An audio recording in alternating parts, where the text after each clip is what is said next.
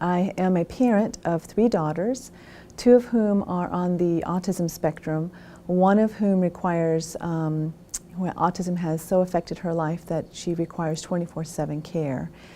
So yes, we have been very involved in understanding the issues that surround having a child with intellectual developmental disabilities, with compounding other issues that can come into play over time.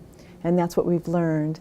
It has affected our family quite a bit, and even now we find that we are needing lots of continued support in order to continue to go through the different phases developmentally, not only with our one daughter who is I'm speaking of requiring the most intensive care, but also for other family members who are also trying to understand how that this evolves in their lives also.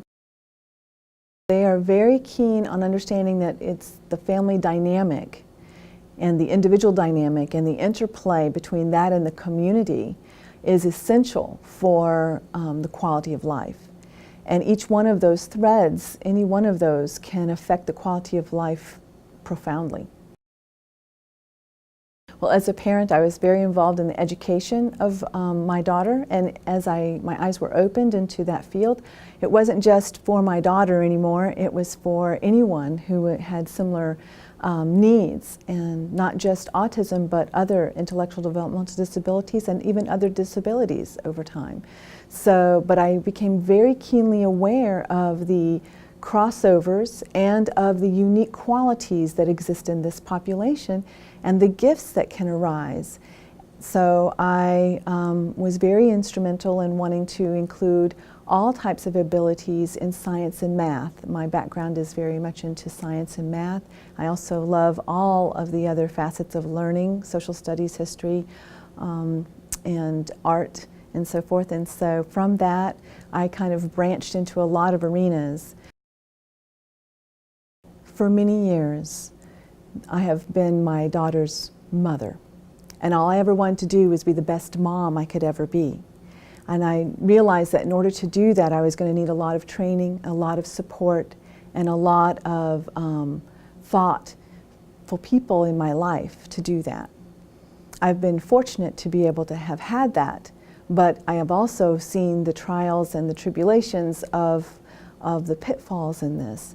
So I wanted to be much more involved in sharing these family dynamics, sharing these real issues, these real heart pieces that sometimes people aren't as comfortable to talk about.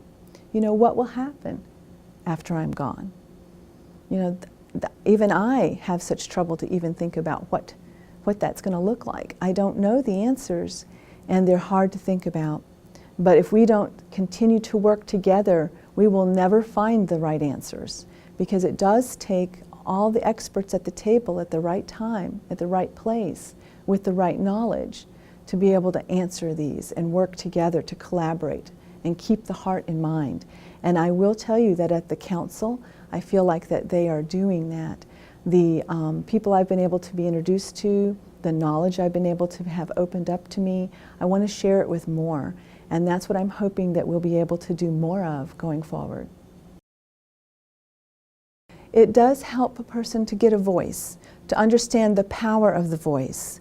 It's very key to realize how that voice can be used and how it can also contribute to the betterment of tomorrow. And I think for my daughter, who struggles so much with language, and she doesn't enjoy meetings at all, so I had to learn to get a little bit good at them if I was going to be her mom. And I have done my best, but I always feel like there's room for improvement, and the council has taught me much through the opportunities of being able to go to Washington, D.C. for the policy initiative, to be able to interact with amazing individuals with incredible knowledge through the National Academy of Social Sciences and so forth, and social understanding about economics, as well as the interplay and the role of education and the community life and opportunities we want to foster.